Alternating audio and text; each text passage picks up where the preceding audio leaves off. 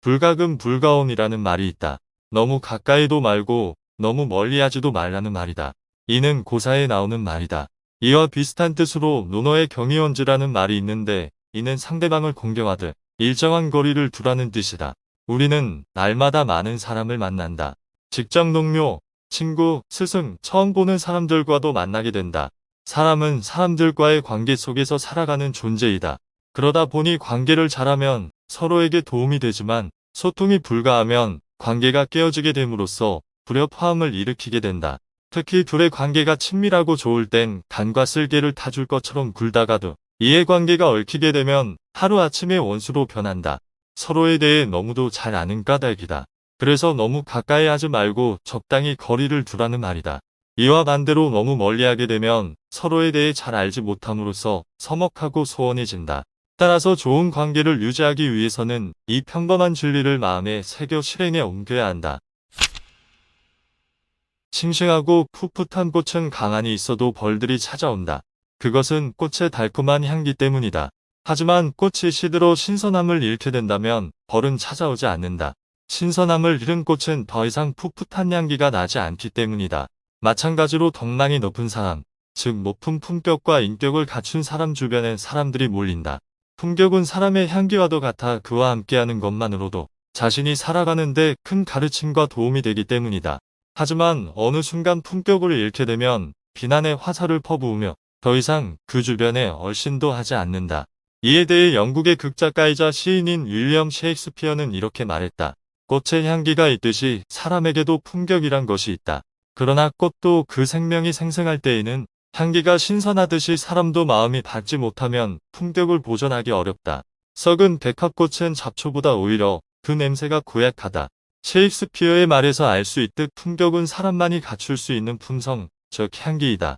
품격을 갖추기 위해서는 내가 먼저 상대를 존중하고 신뢰하고 배려하고 의연하고 정직하게 행해야 한다. 사람은 누구나 그런 사람에게 경의를 표하고 신뢰하게 된다.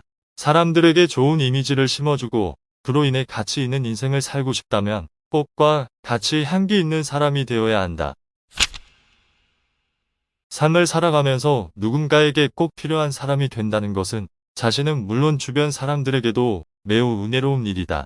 이런 사람은 긍정의 에너지로 가득 차 있어 만나는 사람, 누구에게나 기쁨을 주고 즐거움을 주고 충만한 에너지를 불어넣어준다. 왜 그럴까? 누군가에게 꼭 필요한 사람에겐 삶의 향기가 나기 때문이다. 향기가 나는 사람은 남을 편안하게 하고 배려하는 능력이 뛰어나며 상대에게 기쁨을 주기 위해서라면 자신을 양보할 줄도 안다. 또한 향기가 나는 사람은 남에게 꿈을 주고 힘이 되어주기 위해 자신의 수고를 아끼지 않는다. 그리고 그렇게 사는 것을 최고의 행복으로 여기고 축복이라고 생각한다. 그렇다. 누군가에게 꼭 필요한 사람이 됨으로써 누군가가 나를 만난 것에 대해 고마워하고 잊지 못하는 사람이 되어야 한다. 누군가에게 기쁨을 주고 행복을 주는 사람은 그것만으로도 충분히 가치 있고 향기로운 사람이기 때문이다. 그리고 그것이야말로 자신을 행복하고 의미 있는 인생으로 살아가게 하는 최선의 길인 것이다. 서로를 믿지 못하는 것처럼 불행한 일은 없다. 믿지 못한다는 것은 상대를 인정하지 않는다는 것이고 그것은 불신을 의미하기 때문이다. 불신이 난무하는 시대에서 산다는 것은 서로가 불행한 일이다.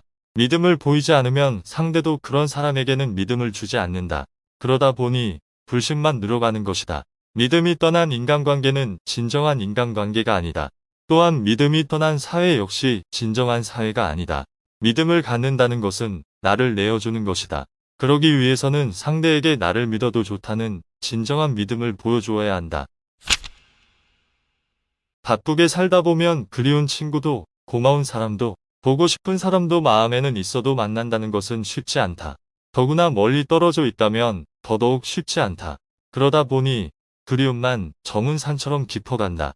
가끔씩 전화도 해보고 문자나 카톡도 하지만 직접 만나 서로의 숨결을 느끼며 정답게 이야기하는 것엔 비할 바가 못 된다. 특히 가을이 되면 그리움의 깊이는 한층 더 깊어진다. 이럴 땐 전화 대신 손편지를 써보라.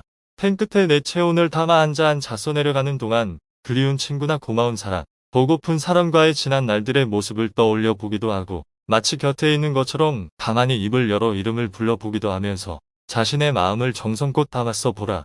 편지는 전화로는 도저히 느낄 수 없는 깊은 감동을 느끼기에 부족함이 없다. 더구나 손편지를 잘 쓰지 않는 시대이고 보니 그 감동의 물결은 달콤한 향기처럼 오래오래 간다. 그런 이유로 어떤 이들은 손편지를 보석이라도 되느냐 고이 접어 소중히 간직한다고 하니 격세지감을 느끼게 한다. 이 모두가 스마트폰과 컴퓨터라는 문명의 편리함에 익숙해지고 보니 생긴 일이다. 깊은 감흥을 느끼고 싶은가? 그렇다면 가끔 서로가 서로에게 따뜻한 마음을 담아 체온이 담긴 손편지를 써보라. 이상 돈독이었습니다. 도움이 되셨다면 구독과 좋아요 부탁드립니다.